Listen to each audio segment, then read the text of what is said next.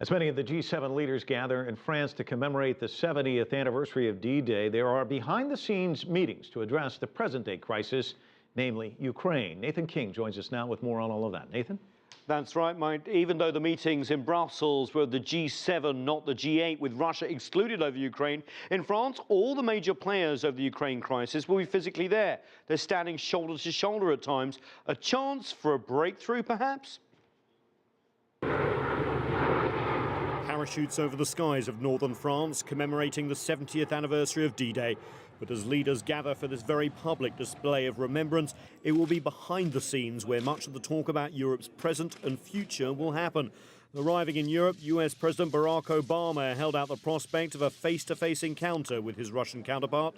I have no doubt that I'll see Mr. Putin, and he and I have always had a business-like relationship, and it is entirely appropriate that he is there to commemorate D-Day, given the extraordinary sacrifices that were made by the people of the Soviet Union during World War II.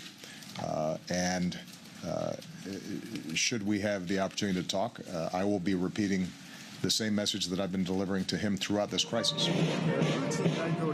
And perhaps more importantly, will Russian President Putin meet with the new Ukrainian President-elect Petro Poroshenko? The French hosts seem to indicate they are trying to bring them together. Yes, I invited President Poroshenko as soon as he got elected. I invited him especially in order for him to be there, as he represents the people of Ukraine, who suffered a lot during the Second World War. So he will be here next to President Putin. And in a diplomatic dance, the President of France held two separate dinners Thursday night, one for US President Barack Obama and his team, and one for Russian President Vladimir Putin, hoping to find a breakthrough, though separately, over Ukraine.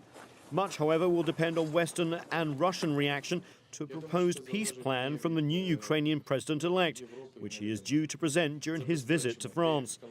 As Europe remembers the sacrifices of the men who died in a divided Europe decades ago, an opportunity to heal the divisions of today. For progress, though, the Western powers have laid down three conditions for Russia to avoid further sanctions over Ukraine. For one, recognize Petro Poroshenko's election as the new leader in Ukraine. Two, stop arms crossing the border. And three, cease support for pro-independence groups in eastern Ukraine. If that does not happen, Western leaders have said that sanctions against specific sectors of the Russian economy will follow. Though interestingly, Mike, one of the conditions not mentioned was the situation in Crimea. The region, of course, joined Russia and the Western powers, and Ukrainian leaders have long insisted Russia renounce its union. But we are seeing, potentially by leaving it out, outlines of a possible deal over Ukraine. Interesting. All right, thanks so much, Nathan.